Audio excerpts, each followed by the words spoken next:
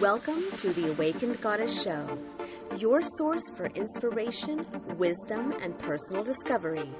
The place to learn from a diverse mix of mentors, metaphysical experts, spiritual leaders, and best-selling authors from around the world. I'm your host, Angela Wilkinson. Join me as I explore the minds of my masterful guests while they share powerful insights and easy-to-use tools you can start using right away. Now, let's tap into the energy of the Awakened Goddess and be enlightened by today's guest. Angie Campbell, the dance goddess, has been a dance teacher and energy alchemist for over 20 years. Born and bred in central Scotland, she has been a lifelong student of dance, spirituality, and magic, and is now a passionate advocate of how our dreams can become reality through a fusion of these three things. Focusing on the tribal style of belly dance, Angie creates the space and movement that our souls recognize from lifetimes past that connect us ultimately with the goddess within. Now let's welcome Angie to the show. Hi, I'm Angela Wilkinson, and welcome to this episode of the Awakened Goddess Show, where we co-create powerful, conscious conversations on the leading edge. Today I have a very dear, special friend of mine, Angie Campbell. She's joining me to talk about dance and bringing in the goddess and embodying the goddess through dance. But before we get into that, I have to say, Angie, she was my amazing hostess when I was in Scotland. She took me all over. Maybe we should talk about that for just a little bit before we dive into dance. But so welcome, Angie. Oh, thank you so much, Angela. It's a real pleasure talking to you again. Yeah, it's just like, well, it feels like yesterday that I saw you, but it was quite an emotional goodbye when we left each other at Edinburgh Airport. Yeah. Yes. I it was actually surprising to me how emotional I got when we did say goodbye. And so we spent a week together, and we started in Edinburgh.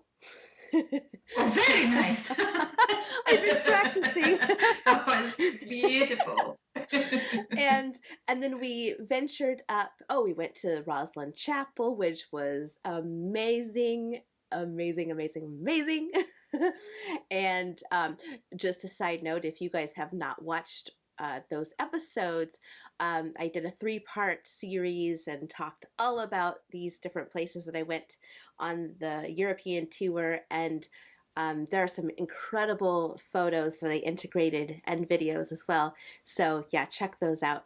But then we went to, what was it, Inverness or close? We went. Yeah, we drove up to, well, it's basically the Highlands. So we drove up, it was about 10 miles south of Inverness, yes, out in the wilds. Totally. Fairyland. Fairyland. Oh, and I have to say that Angie, I'm wearing, she gave me this beautiful headdress and this tartan. And so I was like, oh, I wanted to wear it today. To bring back that spirit.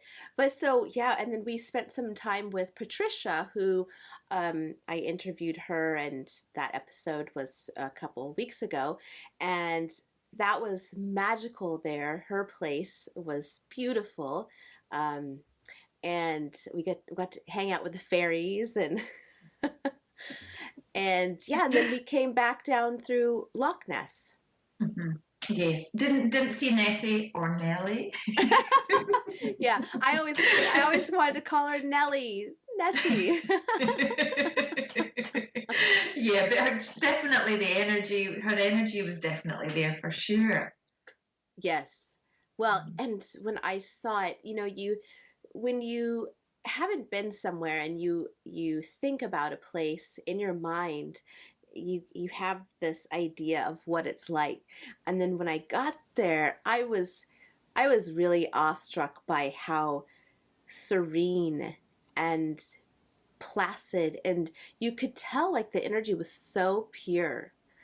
Where, there I spend a lot of time on a lake that is semi-private, but even the energy there wasn't as crystal clear as the energy at Loch Ness? Because it was like you had said something to me about that there isn't really a lot of traffic on the loch.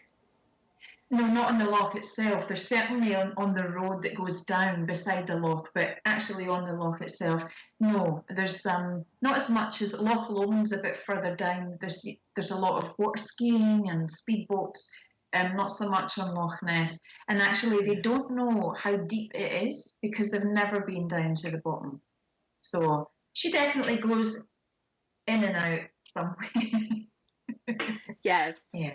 yes, she's definitely there. Definitely there somewhere. Okay, so let's get into dance.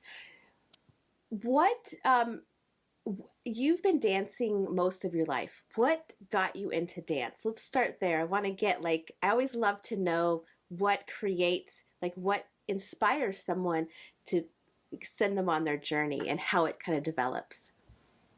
Yeah, so I started dancing in 1975 when I was 4 years old. And I had been dancing before that, but that was the first time I went to classes.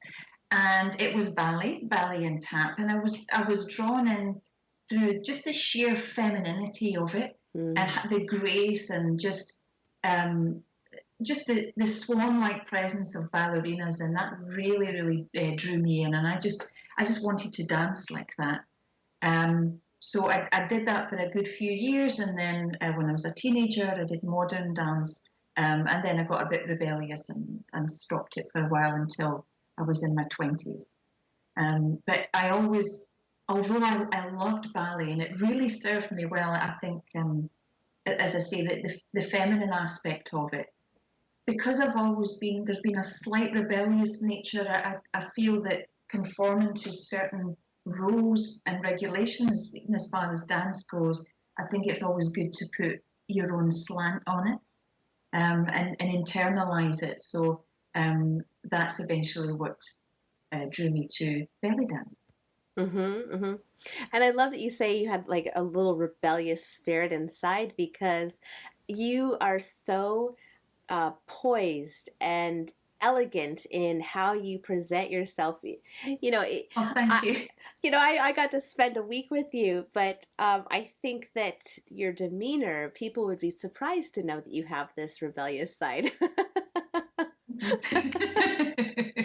It's very playful. Yeah. Yes, totally. Because I think initially probably with the teaching aspect as well, I've maybe come across as quite conformist, when in actual fact, yes, there's definitely the rebellious spirit there, the Celtic warrior spirit. Yes, yeah, because you're born and raised in Scotland. Mm-hmm. Wow. Yeah, and I just feel so amazingly blessed to be here, and just the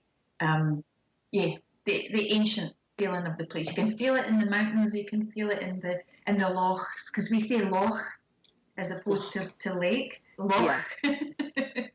Yeah, and it's such an incredibly grounding energy, and it's playful too, as you said, because you mentioned playful and so much fairy energy. You experienced it when you were here. Yeah, so for me, how I felt the energy, in case someone's like, well, what does that feel like? For me, fairy energy feels like when some of the pictures, it translates beautifully. You can feel like it's effervescent. It's really light.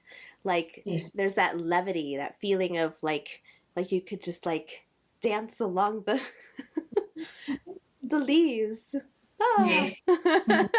It's like as you say, it's like an effervescence, isn't it? It's kind of bubbliness, and there's a little mischief in that as well. So there's that kind of rebellious spirit in there as well. Yes, but for you really connect with the goddess when you're through the dance. And so let's talk about how we can do that. How do we honor our bodies, and let's talk about what our bodies are and how we can use them in that way. Well, I mean, the saying, Angela, that our bodies are temples. It is so, so true. And for years, and I'm quite sure there's quite a few of your viewers that can relate to this. for years I didn't honor my body. I was so lost internally. I experienced eating disorder when I was in my 20s and 30s, actually, and felt so far removed from my body. It was out here somewhere, and it's like I just really didn't feel inside my body at all. And it wasn't until I picked up the dance, and that really helped me to be in my body and to actually appreciate it for what it is, this incredible vehicle for our spirit, for our soul. And dance is what brought me to that and manifested that connection. Mm-hmm. So your focus is tribal belly dance. So and belly dance is very sensual and very grounded, and it's like you feel yourself grounding. So how did you get involved with belly dance, and what is the difference between belly dance and tribal belly dance? Okay, well that's a great question. I initially went back to dance because in my 20s I was looking to get back into it. I started adult ballet, which was fantastic, but I was the only 26-year-old in a class of 16-year-olds, and it just didn't feel right. Then my friend Carolyn said, she was going along to flamenco and belly dance classes in Glasgow, and did I want to come along? So I was instantly hooked. There was women of all ages, young girls, teenagers, and then girls the same age as me, 20s and 30s, right up until women in their 80s. Really enjoying it and just enjoying the connection with other women, and all shapes and sizes. So, and for one thing, for me, the distinction between the cabaret style of belly dance, which is much more kind of showy and beautiful, and the costumes are amazing, and it's all very glittery and sequins. But for me, that was the original belly dance that I did. But I felt that there was quite a lot of focus on how I looked. That was maybe just a personal thing for me. So I still felt that I was being hard on myself and my shape, and actually how I looked in these costumes. Whereas the tribal belly dance, it's much more embracing of women from all walks of life, and it's all about connecting with other women and with the goddess within. So yeah, it's been a bit of a progression. So I feel that's how the two of them differ. Some say that it originally comes from India and that moved across to the Middle East and up through Egypt and then Spain. And then other people will tell you that it started in the temples in Egypt. So there are differing views, but I think those movements are pretty much the same now as they were in India 5,000 years ago, and in Egypt 3,000-4,000 years ago as well. Very similar. Yeah. Well, and when you think about it, really, I mean, these moves they're just how our bodies naturally move. You know, it's like a part of natural self-expression in a way. And I think that, you know, for centuries, I mean, we've been dancing since the beginning of time. You know, it's just when there's music, it's like that's how our bodies just naturally start to move. Exactly. For those that we can feel that the energy coming and being expressed through the sound. For me, you know, I love when you say tribal because I think of drums, and for me drumming is just like really it's that root chakra really, and the sacral chakra, and just really sensual and getting all of that energy flowing. It's like, ooh. Well, and I, you know, I've never talked about this on the show, but my mom, part of this, I think why I really resonate with this as well is she toured all around Europe as a Hawaiian show dancer. And so Amazing. doing the Tahitian dance and the hula and all of that movement, very expressive. So, yeah. Fantastic. So how do we use our bodies to connect more? Because you talked about, and I think that this is such a common thing. So many of us, I as well, have had this thing about floating outside of my body.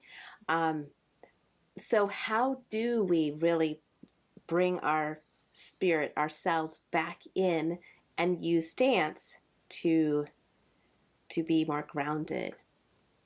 Well, Angela, there's so many. As you say, it's a form of expression. It's what do I want to say? What do I want to say with my body through dance? And I mean, we can use every part of our body to dance, and all parts are expressive. But I feel as far as grounding and really connecting to the earth energy and connecting through the goddess, it happens in those two chakras that you talked about. So the root chakra and the sacral chakra. So it's all in the hips. And Yes. yeah. And I think that when you actually ground in your hips, it doesn't matter if you are on a mountain in Scotland or if you're in the middle of New York or if you're in the waters surrounding Hawaii, it doesn't matter where you are. You can always ground into your hips. Mm-hmm. And that for me is where it all comes from, especially as females. Because originally it was a fertility dance. But of course fertility is creativity in all its forms. So that's where it all begins. It all begins in the hips and those two chakras in particular. Mm-hmm. Yes, so that's how we can connect to, first of all, ourselves and really get into our bodies, is connecting through the hips and that whole pelvic area and even the solar plexus area as well. And that's where, and of course this is teachings as well that span back through ancient times and beliefs about that's where the goddess resides in that part of us and that it's like a cradle for the goddess, the pelvis, and Mm-hmm. that's really for me where we can connect. And we can use our hands and we can use our head and express in so many different ways. But to really get that spiritual connection, it all starts there. Mm-hmm. Well, because we need to be grounded to be able to manifest. Because manifesting, the way I interpret it, is bringing the 5D, the what's in the quantum field, the unlimited possibilities. We have to bring those down and bring them into the 3D form, and we have to be grounded and in our bodies to be able to do that. Yes, exactly. Yeah, and there are many moves in all forms of dance, but particularly in belly dance that can really do that. It can really shift things, transform things, and magnetize. And that's been really prominent for me. I'd say the past couple of years, and specifically this year. When I started doing my dance class, I mean, I've been teaching belly dance for 20 years now, on and off. When I was in Australia, it was on and off for a while, but since I've been back in Scotland, and specifically this year, starting it up again, I've seen huge changes in my life. And it's an incredible magnet to bring in the things that you want to manifest, because we are really so powerful. Well, you can't leave us hanging. You have to tell us more. Why does it make us more magnetic? Mm-hmm. Yeah, well, there's a few different reasons for that. One that I think that is so important, when you really feel present in yourself. So when you feel really connected to yourself, to your body, to this vehicle in life, and you connect to the goddess within, oh my goodness, it's like a beacon. and it's like it shines out to everyone, and it's like, you know, you're walking around, and people can see it. Yes. When you're much more disconnected. So, you know, throughout my 20s, you know, I was my shape was a lot different, and you know, as time goes on, things, you know, start to change significantly. But I was much more disconnected then. I'm so connected now. So even though I might have looked a certain way physically back then, I didn't have this inner light and this beacon that comes from within, and that dancing really has brought to fruition, and has helped magnetize things into my life. Mm-hmm. Yeah, well, I think that also when we bring in our energy back into our pelvic area, especially for women, into our womb space, you know, that's where the Kundalini is, and we can activate that. But it's that creative energy, that sensuality, the divine feminine. When we tap into that and connect, and then allow that to express out of us, Mm-hmm. you're right. It's like we're very bright. People say, "Oh, you know, it's like what's that saying? A moth to a flame." Yes. People, especially men, Mm-hmm. will be very attracted to that energy, and they don't know exactly what it is, but you can feel it. It's Mm-hmm. that the charisma, the magnetism. It's like the people that you see up on stage. A lot of, like, Joel Osteen has a lot of charisma. Tony Robbins, Oprah, Yeah. they just exude this Mm-hmm. energy because they are really rooted in themselves. That's right. And Mm-hmm. yeah, it's just like, wow. Mm-hmm. And we can all have that. We can all Yes, we have that. can. Mm-hmm. Yeah, yeah, and it's really simple.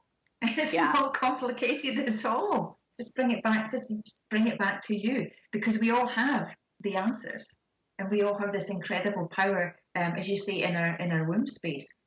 And when we connect with that, and make it, gosh, when you make it a daily ritual, my goodness, it's huge. Yeah, and Yes. it is, as you say, and it's that kind of je ne sais quoi. It's that thing you can't quite put your finger on, but it exudes this amazing energy, and it just Mm-hmm. magnetizes Mm-hmm. things. And that's when you need to be careful what you wish for. Yeah, because you know, you can manifest so quickly, and you're right. When you're in that space, um, I was in that space at the tree when Yes. we were visiting Roslyn Chapel. There were some amazing trees, very strong, ancient energy, and yes, I mean, when being in that space, well, really, my most of my trip, I was really in that grounded space, and I was manifesting really, really fast. Mm-hmm. And it was just like I had this knowing that no matter what, I was going to be taken care of. I was going to manifest exactly what I needed. And it was because I was able to tap into that energy. And Mm-hmm. you're right, we can. It is simple. We can do Mm-hmm. it. And I think that we're so often caught up in the external world, Mm-hmm. and oh, there's, you know, this is the new way to do this, and you need Yeah. this, and Mm-hmm. we externalize our needs when we really need to just go within. That's right. We give away our power. That's it. Yeah. Just need to step back into it. Yeah, and draw it back in. You're absolutely right. And there are so many distractions, um, all the time. But just is bringing that back in and internalizing it and stepping back in. It's huge, and it is very simple. Yeah. Yes. Yes, but that doesn't mean we're, I mean, I don't know about you, Angie, but I know I have my moments, I have my days when I'm like so disconnected. Mm-hmm. I just am, because maybe something activates me, or I get caught up in the 3D reality, or Yes. my buttons get pushed, and so then Yeah. I get caught up in the drama trauma of whatever. Mm-hmm. And then there are the rest of the days. Thankfully, there's more days than I am connected. um, and, let me say this is there are things that I'm sure that you do, that I do as well, where I create in my space, in my environment. My environment is super important. And there are things that I have in my environment that really help me get grounded. Yes, absolutely. Yeah, and I feel, you'll be the same, and it has to be things that are really personable to you. So things that are just, that bring you the joy. So you glance at them, and so for me, things that are floral. So the Floral, flowers, yes. and things connected to the earth, Yes. as well, and whether that might be crystals or plants, and Leaves. Yes. Leaves from the leaves from the tree, from the grandfather trees. I collect feathers. Yeah. Yes. Yeah. Yeah. And having those things to see as you glance around, and it then brings you back, takes you away from the distractions and brings you back to you. Yes, so important. And I think that there are simple ways that we can integrate that. I have a program, 13th Goddess program. It's about immersing yourself in the divine feminine. And so that's really helping us look at each or different aspects of the divine feminine, being a woman, and really integrating that, and how we can integrate that in our daily life. And I'm really excited because Angie is going to share with us some of her dance moves. She's going to teach us, or teach members, a dance that, can you talk about that? Will you tell us what we can do? For sure, yes. What I would like to share with the members, Angela, is 3 specific moves that I feel that are really significant for connecting with the goddess, and also for transformation, and bringing us into this vortex, or bringing us into this incredible power source. So that's what I plan to share with you. Just 3 specific moves that will help you magnetize what you want, will help you ground, connect to the goddess, transform. So cut off anything that you want to eliminate in your life. Very simple, but will change your life like it did mine. Yes. I'm like, my cheeks hurt. I'm grinning so big because I just can feel, I know the power of dance, and I can't wait to integrate these 3 moves into my life. So, because I know that how important it is to get grounded and stay grounded, and how that, just to have another tool to help attract all of those amazing things into your life, and like relationships, money, new opportunities. Yeah. So, I'm so excited. Exactly. Yeah. So it actually doesn't, because we don't always have the opportunity to be on a beach, or to be standing barefoot on a mountain. So, we don't always have that opportunity. So by sharing these 3 moves, this is something where you can actually really connect to Mama Gaia, to the earth energy, wherever you are, even if you're in Beijing on the 44th floor of an office block. So Yes. Awesome. Well, thank you, Angie, for joining me today. This was such a magical, delightful conversation, and I always love sharing space with you, whether it's in person or virtually. So thank you. Oh, thank you so much, Angela. It's just been a joy talking to you again. I adore you and adore your show, and thank you so much. Thank you for listening to this episode of the Awakened Goddess Show. I hope you enjoyed today's guest and got something you can start using in your life right away. For more spiritual insights and to listen to more episodes, subscribe to The Awakened Goddess Show at theawakenedgoddess.com and discover wisdom that'll change your life.